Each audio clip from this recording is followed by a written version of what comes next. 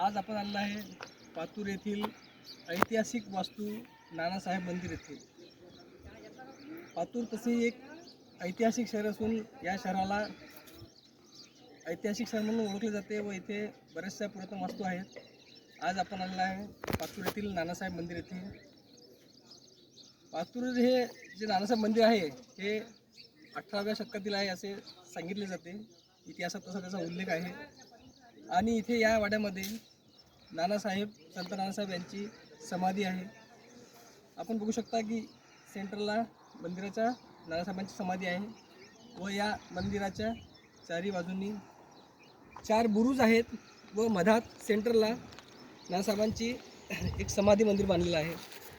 हे मंदिर 300 वर्षाहून अधिक जुने असून येथे नानासाहेबांची समाधी बांधली गेलेली आहे।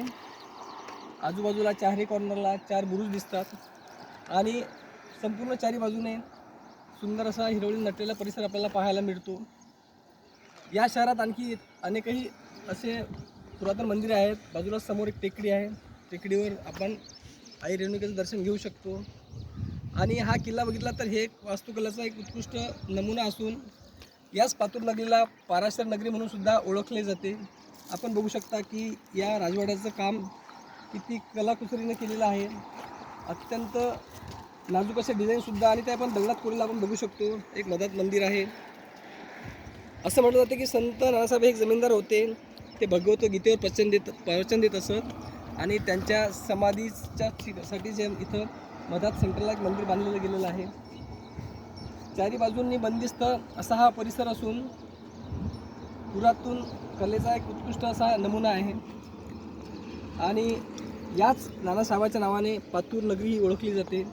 आपण बघू शकता की बाजूने शहरातून जाणारा बायपास मार्ग जात आहे आणि आजूबाजूला चारीकडे शेतजमीन असून इथं याच परिसरात यात्रा भरत असते। पंचक्रोशीतील बहुसंख्य भाविक इथे यात्रेकरता गर्दी करतात। बाजूच्या समोर परिसरात यात्रा भरत असते आणि दर्शनाच्यासाठी इथे गर्दी होत असते। हे एक नयनरम्य असं ठिकाण असून आपण सुद्धा पातूर शहराला व्हिजिट देऊन येथील वारसा जाणून घेऊ शकता।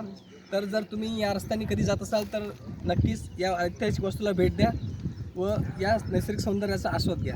धन्यवाद।